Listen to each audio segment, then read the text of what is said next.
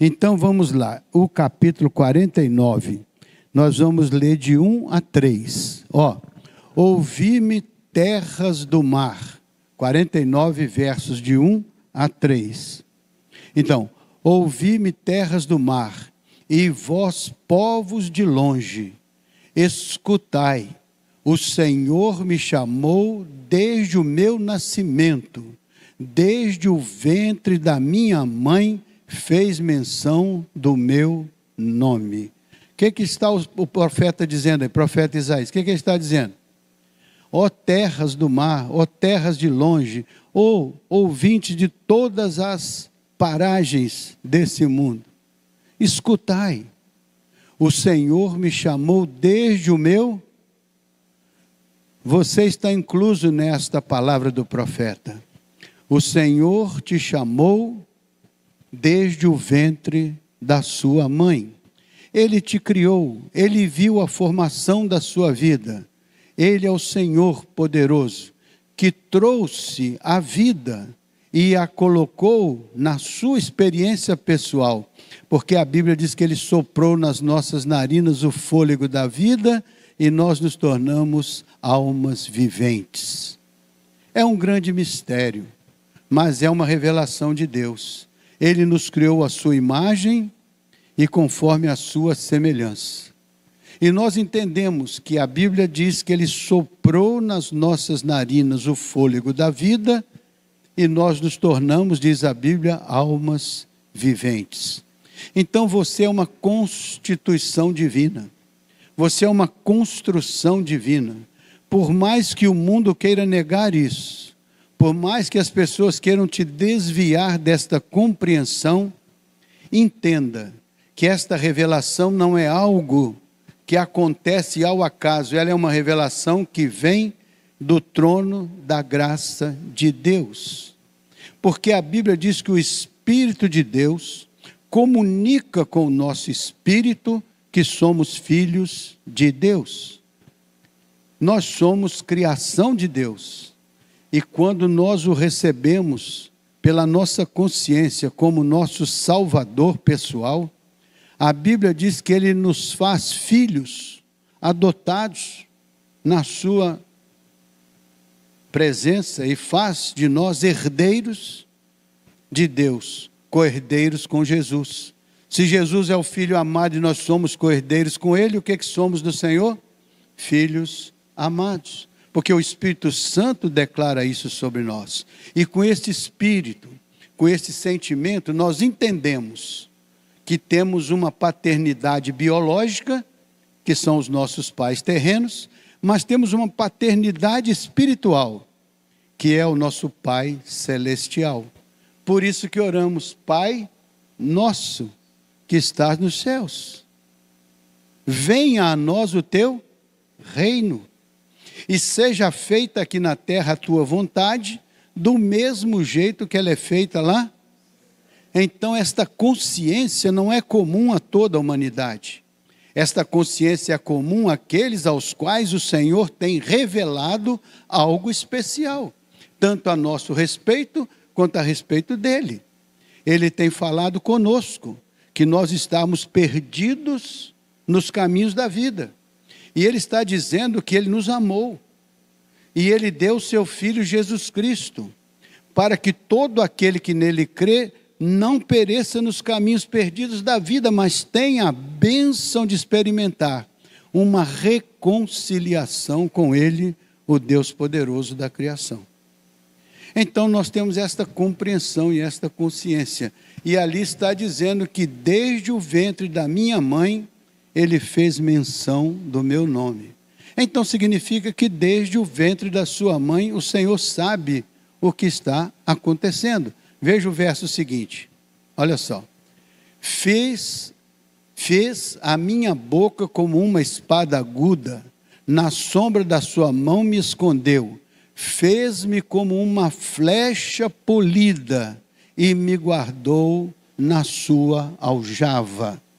O que o Senhor fez comigo desde o ventre da minha mãe? A Bíblia diz que Ele fez de mim uma flecha polida. E o que Ele fez com essa flecha polida? guardou-a na sua aljava. O que é aljava? Aljava é aquele depósito onde o arqueiro coloca as suas flechas, a fim de transportá-las.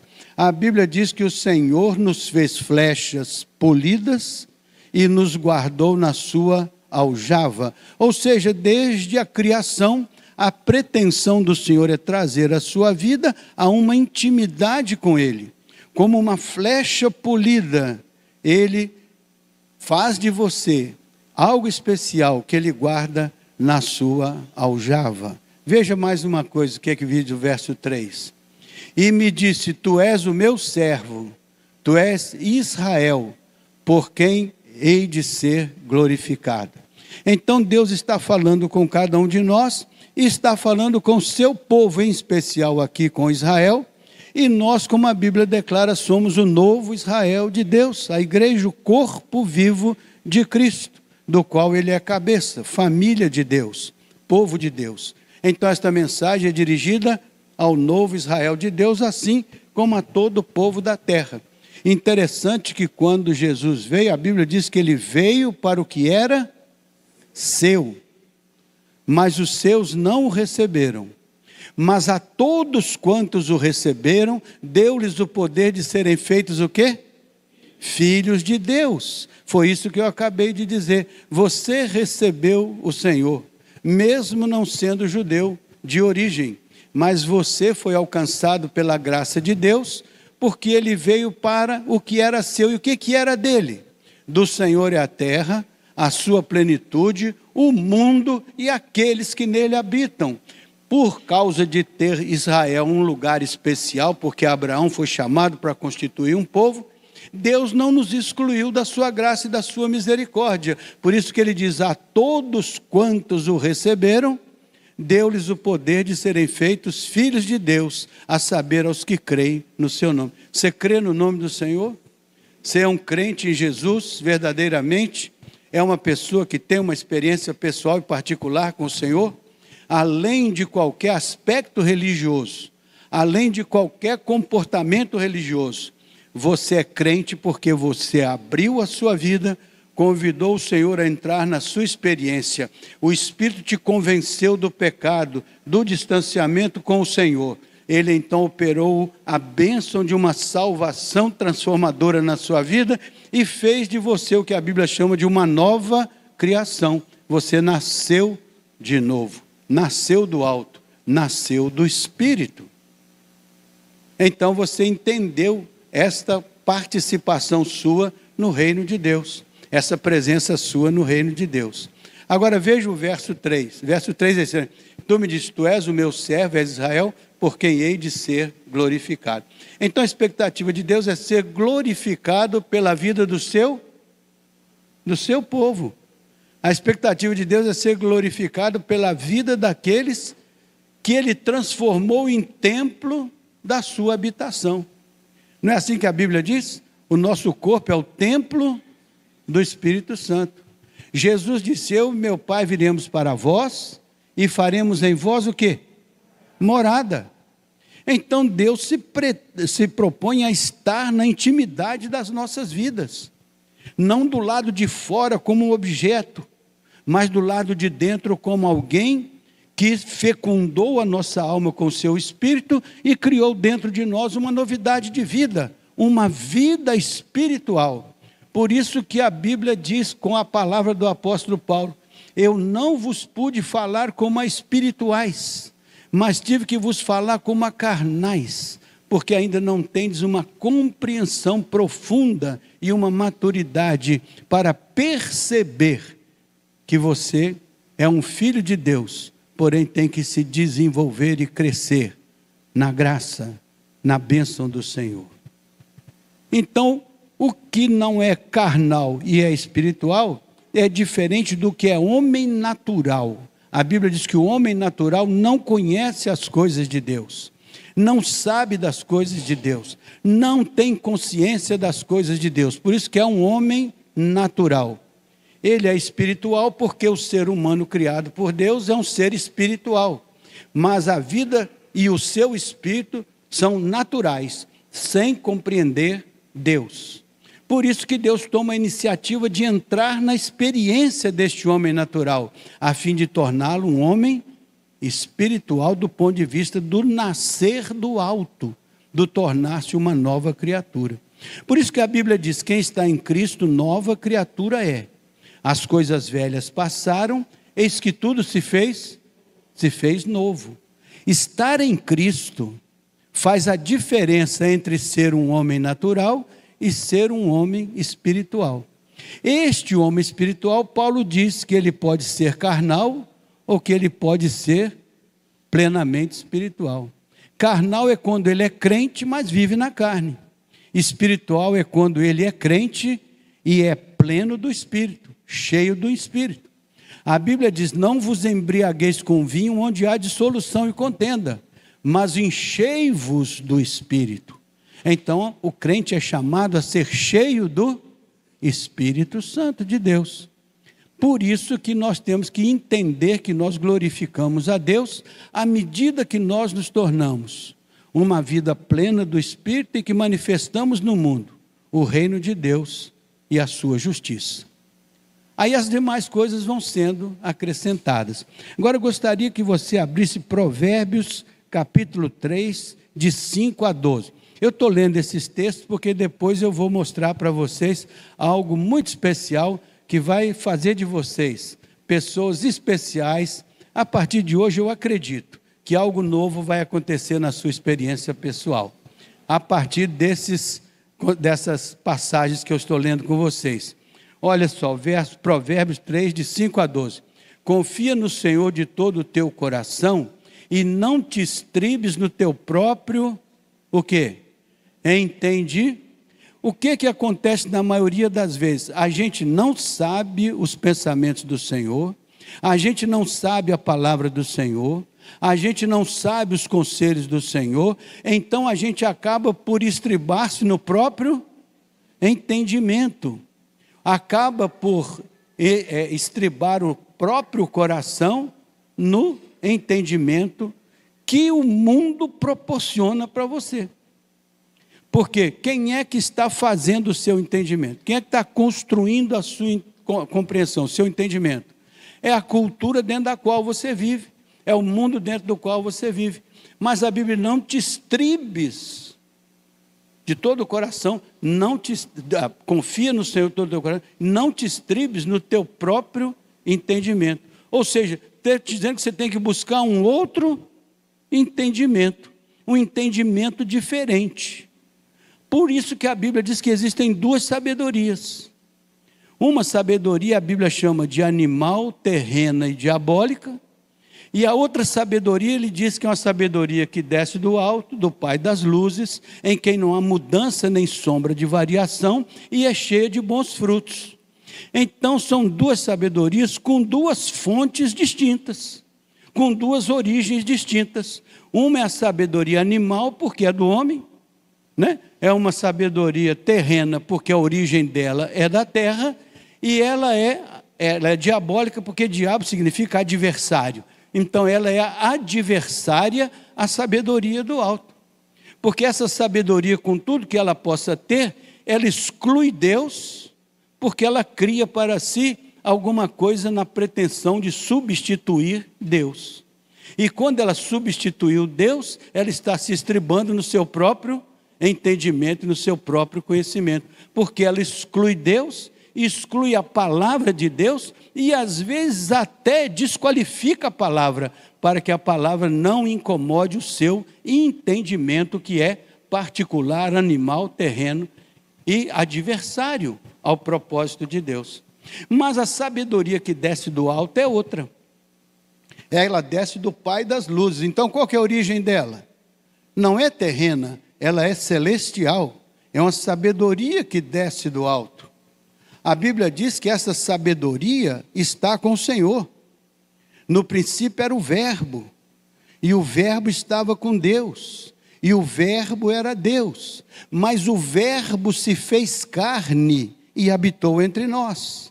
E vimos a sua glória como a glória do unigênito do Pai. Quem é o unigênito do Pai? Jesus. É o único. vimos a sua glória como unigênito, e as nossas mãos tocaram da palavra da vida. Então a palavra que estava com o Senhor, a palavra que criou, dizendo, haja luz, e assim sucessivamente, a palavra criadora de Deus, que estava presente com o Senhor, essa palavra se tornou carne e habitou entre nós. Deus mandou a sua palavra para chegar até nós. E essa palavra do Senhor, quando chegou através da pessoa dos profetas antigos, dos nossos patriarcas, mas definitivamente chegou através de Jesus. Porque a Bíblia diz que os profetas e os nossos patriarcas, e a lei durou até João. Depois disso é anunciado o reino de Deus. E Jesus disse, eu chego até vós e se eu falo do evangelho, se eu curo os enfermos, se eu expulso os demônios, se eu conforto os aflitos, se eu faço a manifestação do reino na vida de cada um, é chegado até vós o reino de Deus. Então Jesus diz, através da minha vida, presente na experiência de vocês, é chegado até vós a palavra viva de Deus, que eu trago, porque o reino é chegado até vós. Mas interessante que Jesus não se contentou em trazer a palavra até nós. Ele disse que a palavra de Deus, palavra que ele ensinou, palavra que ele compartilhou, é como uma espada penetrante, que vai até o interior da nossa alma e serve para discernir as intenções do nosso coração. Então a palavra de Deus é uma palavra que mexe com a intimidade de cada um de nós e traz de dentro para fora a pessoa que nós somos. Traz de dentro para fora a pessoa que nós precisamos conhecer, pessoa esta que habita dentro de nós. Às vezes gastamos muito dinheiro para chegar em um psicanalista para ele dizer quem nós somos e o que de fato está incomodando a nossa vida. Pois a Bíblia diz que a palavra do Senhor vai lá no interior da alma e serve para nos ajudar a entender o que está lá dentro. Por isso que a palavra de Deus, filho meu, dá-me o teu coração, para que o teu coração observe os meus caminhos.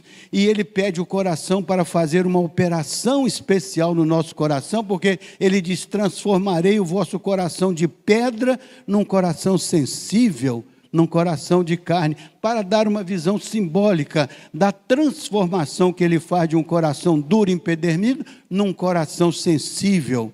Por quê? Por que ele quer trabalhar no nosso coração? Porque ele diz, do coração procedem as saídas da vida. É do coração que procede os rios de águas vivas. É do coração que procede a presença de Deus a ser manifestada no mundo pela nossa instrumentalidade. É uma obra de Deus no nosso interior. Por isso que nós não podemos nos estribar no nosso entendimento, se esse nosso entendimento nos distancia da revelação poderosa do nosso Deus. Compreende assim?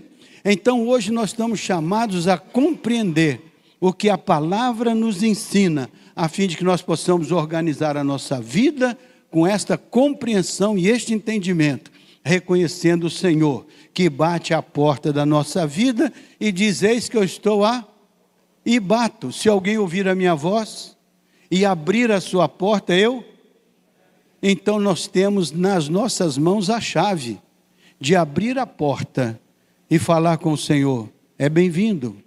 Sente-se ao redor da nossa mesa, partilhe da nossa ceia e traga para nós o que o Senhor tem para nos oferecer.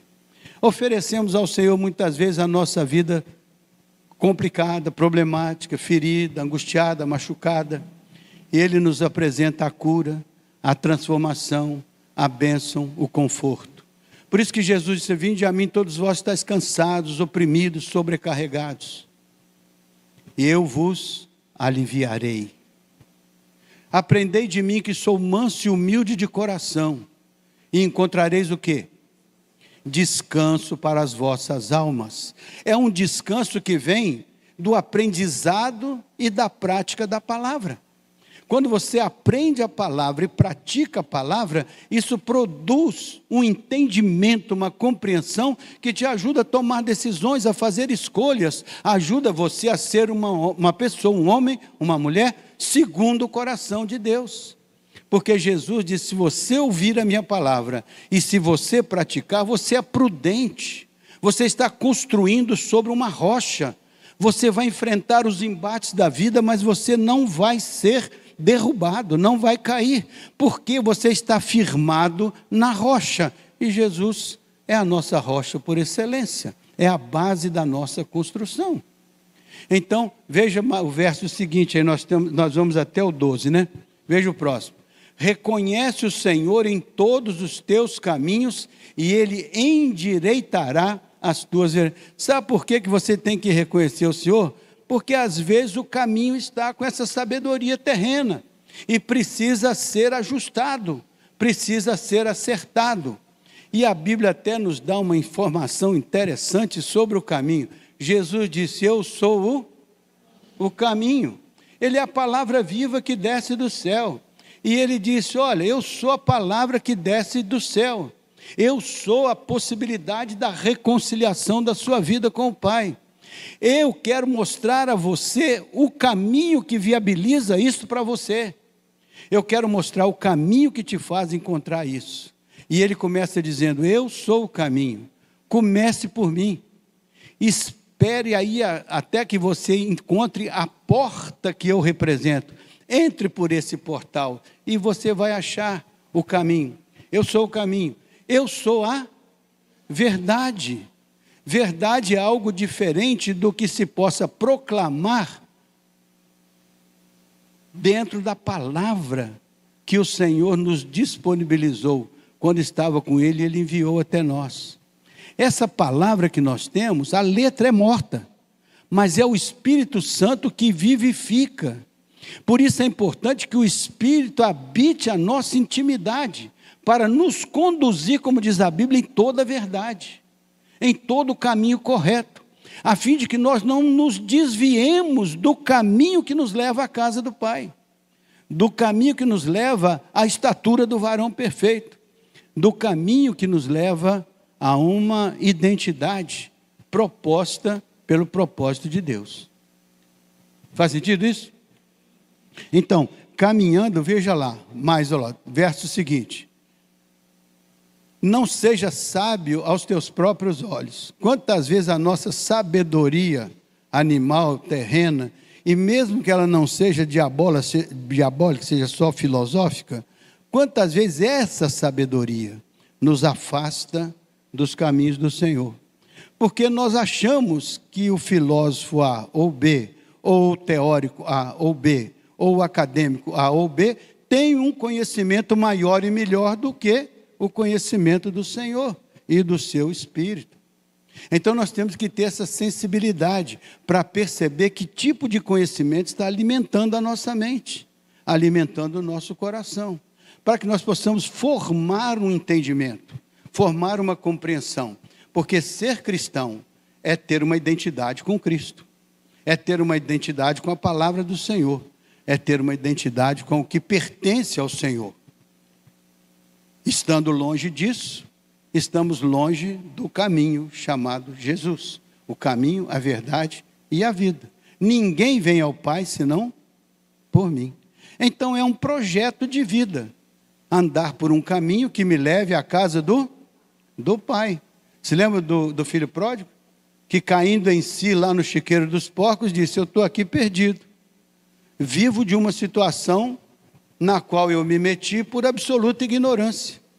Agora eu caindo em mim, pensei na casa do meu pai é diferente. Eu vou lá e vou dizer, pai, eu pequei contra os céus, eu pequei contra o Senhor. Me dá a chance de uma segunda relação. É assim que há a reconciliação. E essa reconciliação aconteceu. Verso seguinte, olha só. Assim, ó. Será isto saúde para o teu corpo e refrigério para os teus? Então andar nos caminhos do Senhor, vivenciar a coisa do Senhor, é saúde, é bem-estar, é vitória. Mas quando você não conhece, quando você não sabe, nem o diagnóstico você sabe, quanto mais o remédio. O diagnóstico é: eu preciso estar no caminho do Senhor, porque existem feridas na minha alma que eu não tenho como curar, a não ser que o sangue do Senhor Jesus, derramado na cruz do Calvário, se torne a cura da minha vida, tirando da minha vida de um cativeiro para uma libertação. É uma obra de Deus, não é algo que o homem possa fazer, é algo que é dádiva de Deus. Então nós compreendemos isso. Olha só mais um pouco aí, o verso seguinte: honra ao Senhor com todos os teus bens, com a primícia de toda a tua renda. Próximo, vai até o 12. Me interessa o final desses dois. E se encherão fortemente os teus celeiros e transbordarão os teus lagares. Próximo. Filho meu, não rejeites a disciplina do Senhor, nem te enfades da sua repreensão. Quantas pessoas ficam enfadadas quando têm que encarar isso? Quantas pessoas ficam desajeitadas quando têm que enfrentar essa verdade? Porque é a verdade que incomoda. É a verdade que faz a gente parar e pensar: de fato, eu preciso rever alguns conceitos. Eu preciso rever alguma coisa. Eu preciso revisar alguma coisa. Porque se eu quero ser verdadeiramente cristão, eu preciso prestar atenção aos caminhos do Senhor e à disciplina do Senhor.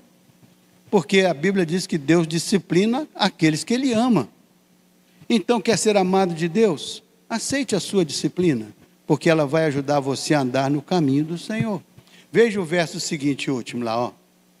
Porque o Senhor repreende a quem Ele ama, assim como o pai repreende o filho a quem Ele quer bem. O Senhor repreende aquele que Ele ama. Então seja um amado de Deus, seja um filho querido de Deus, e entenda que Ele vai cuidar e abençoar e disciplinar a sua vida, não é para te prejudicar. A mão do Senhor não vai sobre a sua cabeça para te prejudicar ou destruir. Toda vez que ela estiver sobre a sua cabeça, ela tem um propósito de restauração, de cura, de transformação, de libertação. Amém? Pronto, vou pedir a você que veja outro versículo aí. Que veja outro versículo, é o Provérbios. Eu anotei aqui que eu quero falar com você, para você anotar aí. Tem tantas anotações maravilhosas que eu até me perco num ou no outro. Deixa aqui. 2 Coríntios 3, de 3 a 5. Esse é o último. 2 Coríntios 3, de 3 a 5. Veja, eu vou ler aqui que a letra é maior. Estando já manifestos como carta de Cristo, produzida pelo nosso ministério, escrita não com tinta, mas escrita pelo Espírito de Deus vivente, não em tábuas de pedra, mas em tábuas de carne, isto é, nos corações. Já está manifestando a sua vida como uma carta de Cristo. É como se Cristo estivesse escrevendo com a sua vida uma carta. Sua vida é um documento que está em processo de construção. O Senhor está escrevendo a sua história, com tudo que acontece na sua vida, dia após dia. Você sabia que você é uma carta em processo de construção? Olha o verso seguinte que você vai entender bem direitinho. E é por intermédio de Cristo que temos tal confiança em Deus. É por intermédio de Cristo que confiamos em Deus. Veja o verso seguinte. Olha assim, ó. Não que por nós mesmos sejamos capazes de pensar alguma coisa como se partisse de nós. Pelo contrário, a nossa suficiência vem de... Tudo que eu estou falando com vocês, não é isso aí? É o resumo? A nossa suficiência não vem dos nossos argumentos, não vem das nossas competências pessoais. Os nossos entendimentos vêm como revelação de Deus aos nossos corações. Vai até quando que eu falei, hein? Vai até o 5. Estamos em qual? 5. Não, então, de onde que vem a nossa suficiência para sabermos que somos uma carta escrita, não com tinta, mas com o precioso sangue de Jesus? É uma revelação de Deus ao nosso coração. Se não entendermos isso, continuaremos como homens naturais, tudo bem, mas não tem acesso à revelação de Deus, não tem acesso à compreensão das coisas espirituais, porque elas são discernidas espiritualmente. Então o que se quer nessa noite? É chamar a atenção para não sermos simplesmente homens naturais, mas pessoas espirituais, e não espirituais carnais, mas espirituais, com a plenitude do Espírito, de modo a que as revelações do Senhor sejam claras e transparentes para os nossos corações e nossas mentes, né? Então quero dizer para vocês, pelo menos 4 coisas importantes, 5 coisas, que eu quero que fique guardada no coração de vocês. Dadas estas coisas, eu vou agora dizer. Primeira coisa, cada crente, você não viu lá que nós éramos flechas, o quê? Polidas. Então cada crente, nas mãos do Senhor, é como uma flecha polida que Ele guarda na sua aljava. Então você é filho de Deus? Depois de tudo que eu li, você se diz filho de Deus? Filho do Deus Altíssimo? Tem dúvida disso? Então o que você é segundo a palavra de Deus? Uma flecha polida, uma flecha especial guardada na aljava de Deus. O que Ele vai fazer com essa flecha guardada na aljava dele? O que Ele vai fazer? Vai ficar com essa flecha guardada o resto da vida, colocada num armário lá no céu, e deixa a flecha por lá, e você fica aguardando alguma posição da parte dele? Não, meu irmão. Sabe o que Ele faz? Abra o seu coração. Preste atenção que você vai ter uma revelação especial hoje. A primeira vez que o Senhor usa a sua vida como uma flecha, Ele é o Deus poderoso. Você é uma flecha na aljava. É o dia que Ele te criou à sua imagem e conforme a sua semelhança, e soprou nas suas narinas o fôlego da vida. Naquele dia Ele diz que você é uma alma vivente, é uma flecha polida nas mãos dEle. Ele te fez como coroa da criação. E o que Ele faz com essa flecha? Ele lança essa flecha no mundo que Ele criou e disse: sua função é governar este mundo que eu coloco nas mãos de vocês. Então qual que é o propósito de Deus? É que você seja uma flecha que Ele lança com um propósito, lança com um alvo, lança com um objetivo, é que você seja governador do mundo que Ele criou. Então Deus entregou a terra aos homens para que eles a governassem, e o homem tem a governança da terra, até hoje, sim ou não? Nós temos a governança da terra, nós como homens fazemos o que achamos que devemos fazer, o que entendemos de fazer. Deus não interfere nas nossas escolhas e nas nossas decisões, Ele só nos alerta: o que vocês estão fazendo tem consequências, o que vocês estão fazendo tem complicações. Então, cuidem de fazer conforme eu lhes ensinei. Não tem o caminho do Senhor? Não temos que andar no caminho do Senhor? Não tem a disciplina? Quando a gente abre mão disso e faz a coisa errada, a consequência vem, seja qual for a sua escolha. Se está fora do propósito de Deus, fora da disciplina do Senhor, fora dos ensinos da palavra, as consequências vêm, porque são sementes plantadas que produzirão os frutos segundo a sua espécie. Plantou uma semente de adultério, vai conseguir recolher a consequência do adultério. Plantou uma corrupção, vai colher a corrupção. Plantou uma mentira, vai colher as consequências da mentira. Plantou uma situação correta, abençoada aos olhos de Deus, vai colher o resultado disso. Então a gente colhe invariavelmente o que a gente planta, e depois de plantado, se a gente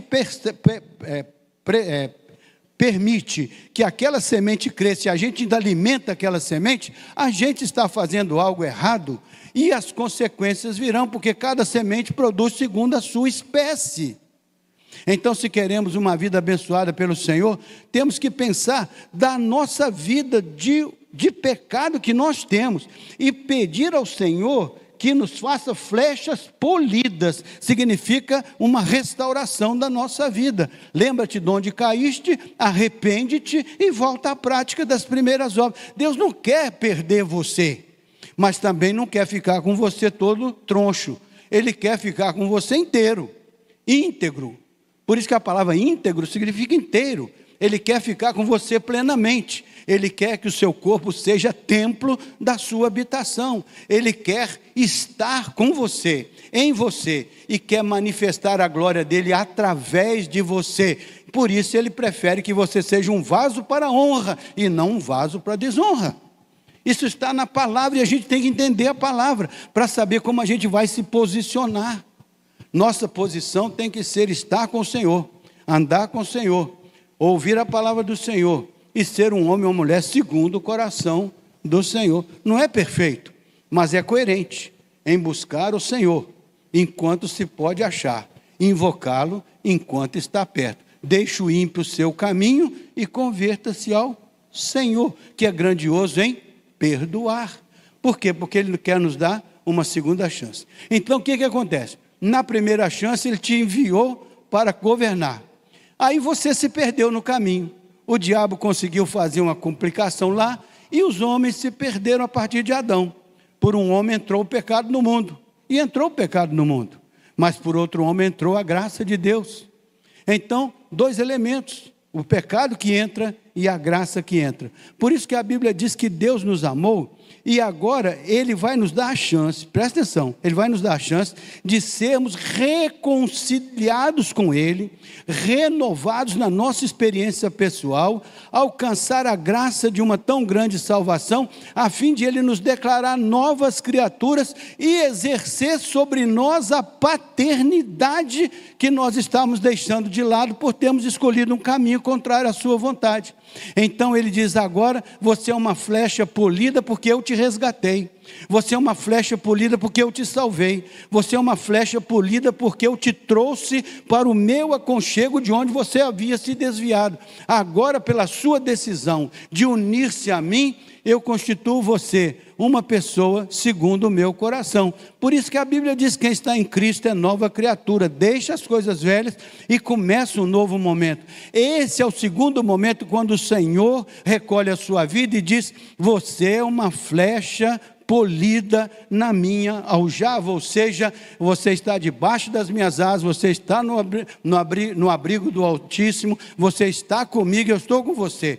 Agora eu vou lançar você a segunda vez. Ele lançou a primeira para governar. Agora Ele vai lançar você, primeiro para governar a sua própria vida. Ele vai lançar você e vai dizer, você é uma flecha, eu vou te lançar na direção da estatura do varão perfeito. Eu vou te lançar na direção do varão perfeito. Ou seja, eu vou te lançar na direção daquela pessoa que eu quero que você seja, daquela pessoa que eu quero que você participe. Então, o crente é uma flecha especial nas mãos do Senhor. E ele é especial nas mãos do Senhor, porque o Senhor te lança para um propósito, um alvo. E você vai caminhar desde agora até chegar àquele alvo. É a estatura do varão perfeito. Aquilo que Deus quer para a sua vida. Até lá você só vai conseguir no céu, mas até lá você tem um norte para caminhar. Até lá você tem uma direção para seguir. Até lá você tem um propósito para realizar. E Deus vai fazer algo especial com você.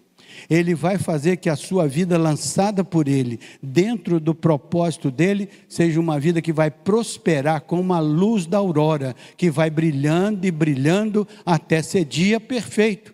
Então o que o Senhor quer fazer é abençoar a sua vida para ser uma vida produtiva, uma vida construtiva, uma vida edificante, uma vida preciosa, uma vida abençoada, uma vida que possa ser dita como uma vida que está debaixo dos cuidados do Senhor.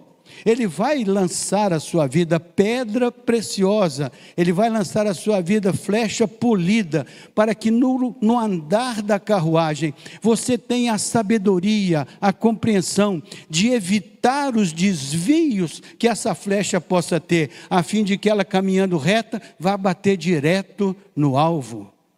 A estatura do varão perfeito, né? Então, deixa eu dizer para você, essa trajetória, ela pode sofrer impactos. Quando o arqueiro lança uma flecha, ela não pode sofrer variações. Se der uma ventania forte, o que pode acontecer com a flecha? Sai do caminho. Então tem situações na vida que podem te desviar do lançamento que Deus fez com a sua vida, que é uma flecha polida, na direção de um propósito grandioso. Se você não prestar atenção, pode acontecer ao longo da sua vida situações que vão te desviar dos caminhos do Senhor. Quando esta flecha sofre algum impacto do inimigo ou de qualquer outra situação, ela pode se desviar daquele caminho para o qual Deus a designou. Sua vida é para ser vitoriosa, sua vida é para ser uma bênção, sua vida é para ser uma vitória, sua vida é para ser um sucesso aos olhos de Deus. E se for sucesso aos olhos de Deus, é sucesso aos olhos de todo mundo. Porque o que Deus faz, faz bem feito. Por isso que o que Ele faz é bom, é perfeito e é agradável. Mas pode ser que aconteça alguma coisa que te desvie. Pode ser que alguma coisa aconteça, que você, mesmo no seu caminho, até às vezes sem perceber, permite que alguma coisa desvie o seu caminho, a sua trajetória, e uma flecha polida que ia na direção do alvo do Senhor, se desvia e vai para o abismo. E você fica pensando, por que aconteceu?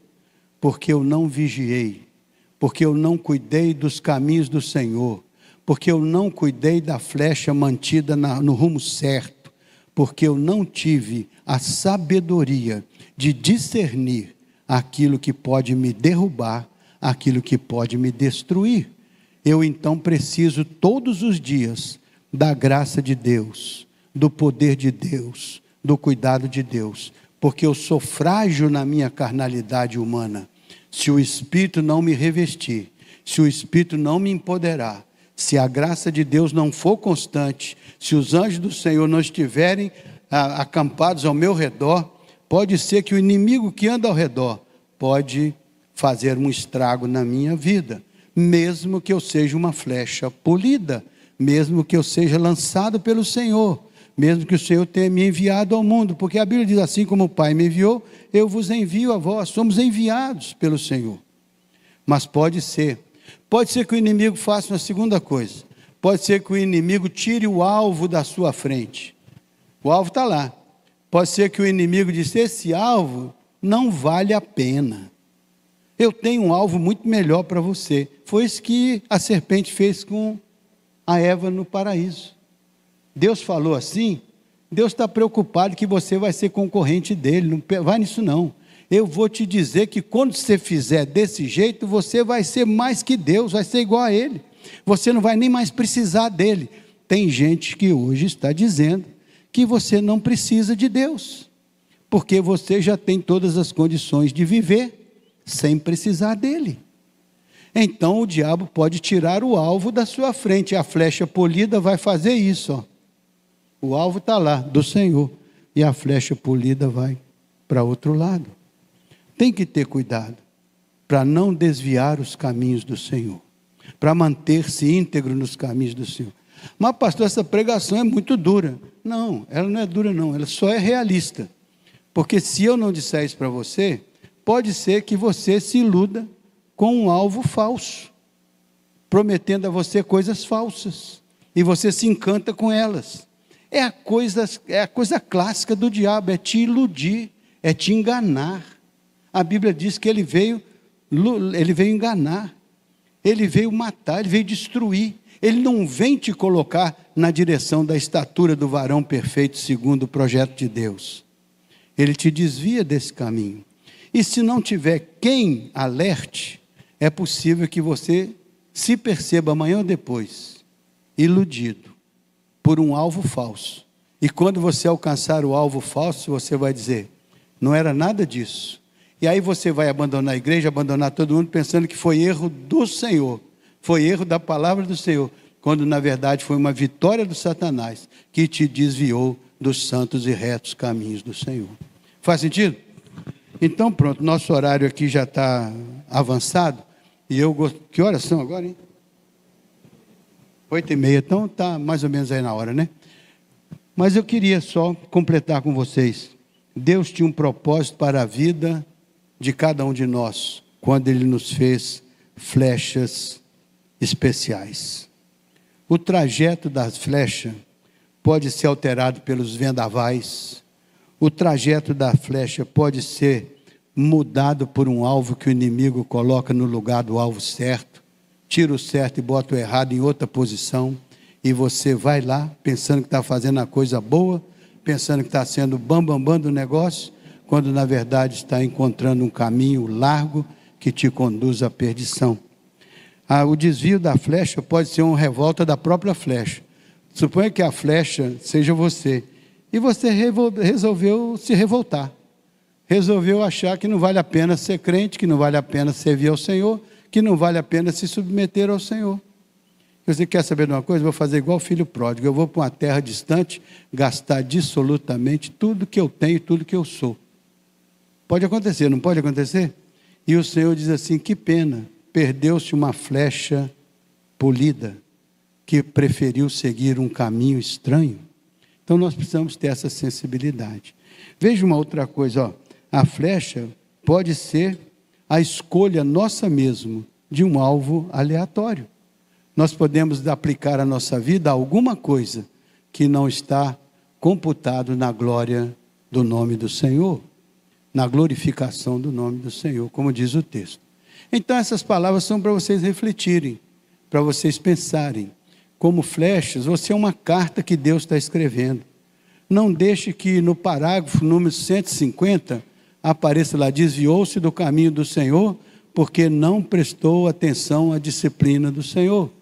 Pode ser que lá no capítulo não sei quanto o diabo conseguiu dobrar o seu coração quando lhe ofereceu algo que você imaginou que era muito bom para você, mas não considerou que era errado aos olhos de Deus. E agora você caiu da graça de Deus. Não que você vai perder sua salvação, mas perde a bênção de ser aquela ovelha segundo o coração de Deus. Vai passar dores que não precisava passar. Vai passar frustrações que não precisava passar. Porque fiel, aquele que é fiel ao Senhor, pode contar com a fidelidade do Senhor. E a fidelidade do Senhor não muda. O que muda é a nossa fidelidade. É a nossa lealdade. Faz sentido, gente? Faz? Então, aqui os textos que nós lemos, diz que nós somos filhos do Senhor, somos uma carta do Senhor, somos flechas na aljava do Senhor, somos pessoas que o Senhor quer usar para glorificar o nome dEle na terra. Ele quer que a vida dEle seja manifesta em nós e através de nós, para que as pessoas possam perceber que existe um caminho. É diferente do caminho largo que existe, é um caminho estreito. Mas as pessoas que encontram esse caminho, eles encontram a verdade, eles encontram a vida, eles encontram a casa do Pai.